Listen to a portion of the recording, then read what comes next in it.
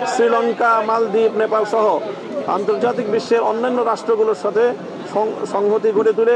ভারতের এই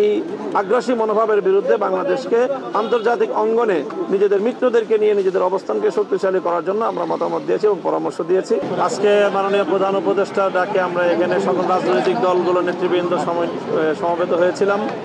এটি বাংলাদেশের ইতিহাসের একটি নজিরবিহীন ঘটনা। এই জন্য আমরা সর্বপ্রথম প্রধান উপদেষ্টা মহোদয়কে আমরা ধন্যবাদ জানিয়েছি। সেই সাথে আমরা সর্বপ্রথম আজকে যে বিষয়ে সকল রাজনৈতিক দলের নেতৃবৃন্দ একমত হয়েছে যে ভারত এবং ভারতের যে বাংলাদেশ নীতি, ভারতের বিভিন্ন রাজ্যে বাংলাদেশের উপহাই কমিশন সহ বাংলাদেশের জাতীয় পতাকার বিরুদ্ধে যে অবমাননামূলক আচরণ করা হয়েছে, অগ্নিসংযোগ করা হয়েছে এবং ভারতীয় মিডিয়া এবং ভারতীয় রাষ্ট্রের বিভিন্ন দায়িত্বশীলদের পক্ষ থেকে বাংলাদেশ বিষয়ে যে বক্তব্যগুলো এসেছে তার তীব্র সমালোচনা এবং নিন্দা জ্ঞাপন করা হয়েছে। সেই সাথে বাংলাদেশের অন্তর্বর্তীকালীন সরকারের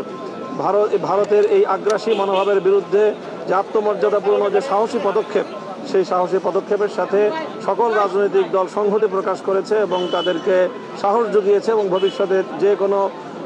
রাষ্ট্রীয় পদক্ষেপের সাথে, সরকারের পদক্ষেপের সাথে সকল রাজনৈতিক দলগুলো একমত থাকবে এবং তারা সংহতিতে থাকবে,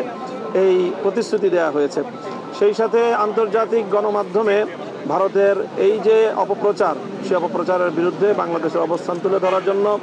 বাংলাদেশের স্থানীয় জাতীয় গণমাধ্যম এবং আন্তর্জাতিক গণমাধ্যমে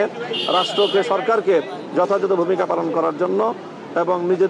নিজেদের অবস্থান এবং বাংলাদেশের যে অবস্থান সেটা ব্যাখ্যা করার জন্য আহ্বান জানানো হয়েছে এবং অনুরোধ জানানো হয়েছে। সেই সাথে একটি যে কোনো সিম্বলিক ঐক্য প্রকাশ করার জন্য রাষ্ট্রের পক্ষ থেকে যে কোনো একটা উদ্যোগ গ্রহণ করা হবে, এরকম একটি মতামত এসেছে এবং সরকারের পক্ষ থেকে সিদ্ধান্ত জানানো হলে আমরা সকলে ঐক্যবদ্ধভাবে সেটার সাথে আমরা অংশগ্রহণ করব। আমরা ঐক্যবদ্ধভাবে কোনো গোষ্ঠীও নয়, বরং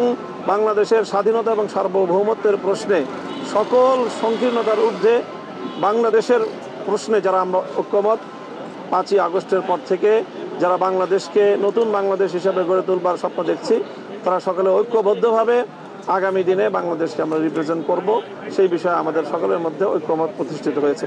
সেই সাথে আমরা বিশেষভাবে যে মতামতটি দিয়েছি সেটি হলো যে আন্তর্জাতিক অঙ্গনে বাংলাদেশের যে সকল মিত্র রাষ্ট্রগুলো রয়েছে, বিশেষ করে ভারতের চারিপার্শ্বে যে সকল রাষ্ট্রগুলো থেকে ভারত তার পররাষ্ট্রনীতির কারণে উৎখাত হয়েছে এবং সেখান থেকে প্রত্যাখ্যাত হয়েছে, শ্রীলঙ্কা, মালদ্বীপ, নেপাল সহ আন্তর্জাতিক বিশ্বের অন্যান্য রাষ্ট্রগুলোর সাথে সংহতি গড়ে তুলে ভারতের এই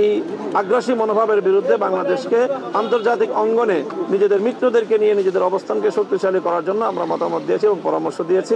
এবং আমরা আশা করি যে সেই বিষয়ে আগামীতে পদক্ষেপ দেখা যাবে ইনশাআল্লাহ।